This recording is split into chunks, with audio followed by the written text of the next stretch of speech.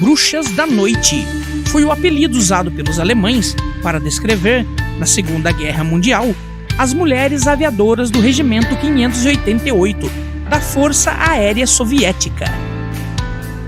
Inicialmente, as mulheres eram impedidas de ir para o combate, porém, Joseph Stalin, em 8 de outubro de 1941, emitiu uma ordem para implantar 3 unidades da Força Aérea composta por mulheres, incluindo o Regimento 588.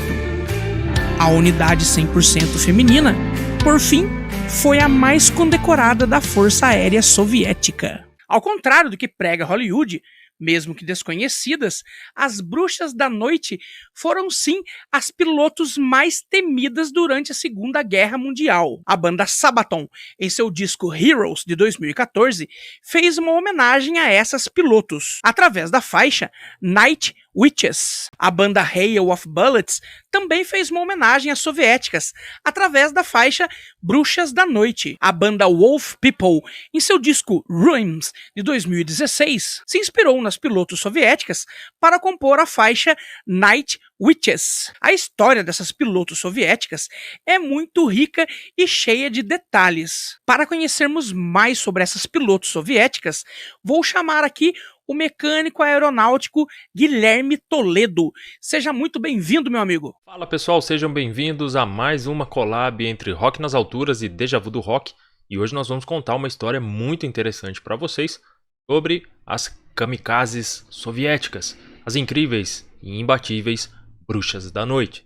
Elas realizaram mais de 23 mil missões de bombardeio e lançaram mais de 3 mil toneladas de bombas e também outros 26 mil projéteis incendiários.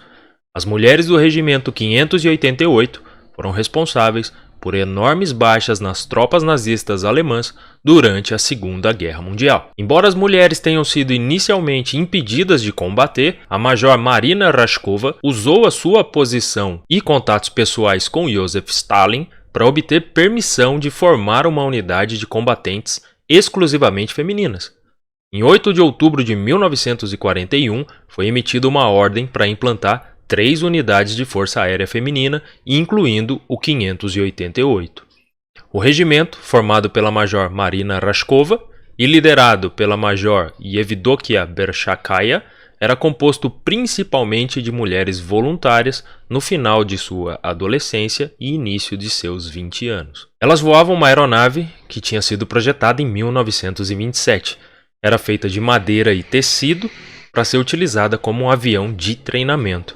Essas corajosas e ferozes mulheres se lançavam a uma quase morte certa durante as noites mais frias e perigosas para vingar-se dos invasores alemães. Uma capacidade de carga de apenas 300 quilos, por muitas vezes elas voavam até 10 vezes por noite para cumprir a sua missão de retardar e incapacitar as tropas inimigas que tomavam e controlavam territórios na Rússia, Polônia, Lituânia e inclusive dentro da própria Alemanha. Em um regimento formado exclusivamente por mulheres, os 588 e suas integrantes enfrentavam problemas desde o início de suas operações, recebendo materiais obsoletos, pouco treinamento e quase nenhum auxílio. A guerra para elas tinha sempre mais do que uma frente de combate. Nem mesmo seus uniformes, o material mais básico para uma combatente, eram pensados para elas.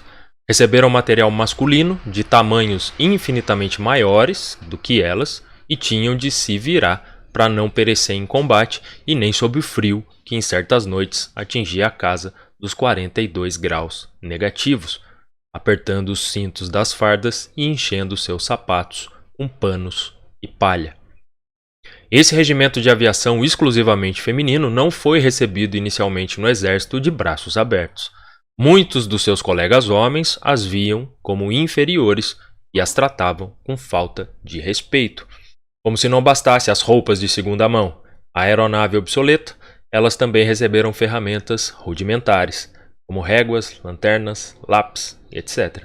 E não tinham o luxo das ferramentas recebidas pelos homens, que eram, por exemplo, radares, armas de fogo, rádios, etc.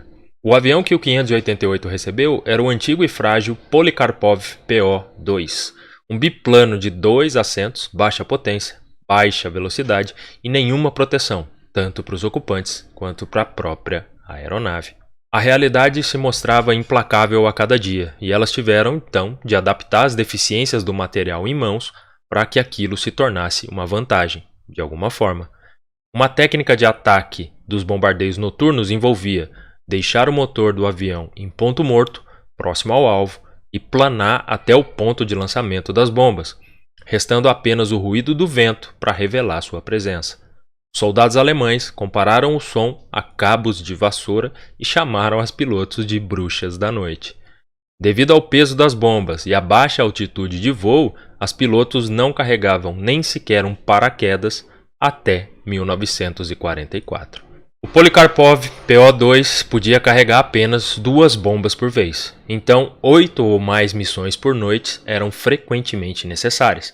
Embora a aeronave fosse obsoleta e lenta, os pilotos aproveitaram a excepcional capacidade que ele tinha de manobra e, como a sua velocidade máxima era inferior à velocidade de stall do Messerschmitt Bf-109 e do Focke-Wulf FW-190, o tornava muito difícil para os pilotos de caça alemães abaterem, com exceção do as de caça Josef Kosiok, que bloqueou o Regimento 588 por uma noite inteira, abatendo 3 ou 4 dos seus aviões na noite de 31 de julho, 1º de agosto de 1943. Por serem tão suscetíveis a disparos de fuzil e armas antiaéreas, a sua estratégia era sempre atacar em grupos de pelo menos 3 aviões. Com uma navegadora em cada avião, ao sinal dela, a piloto desligaria o motor e mergulharia lenta e silenciosamente em direção aos alvos, lançando suas bombas e trazendo a morte dos céus. Se necessário, os outros 2 aviões atrairiam o fogo dos caças ou do solo.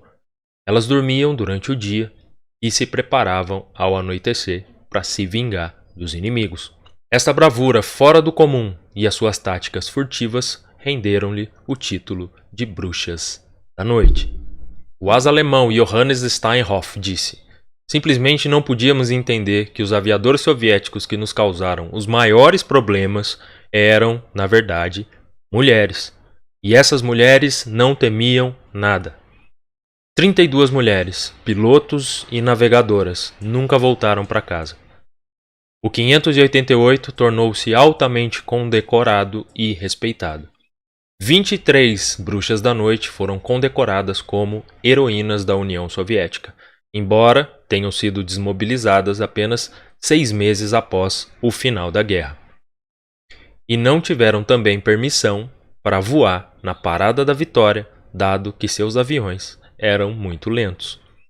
Em 1956, depois de se aposentar do serviço ativo, a comissária Yevdokia Rashkevich tomou para si a tarefa de encontrar o local onde cada uma de suas meninas foi derrubada para marcar esse lugar e prestar seus respeitos a cada uma das incrivelmente corajosas bruxas da noite.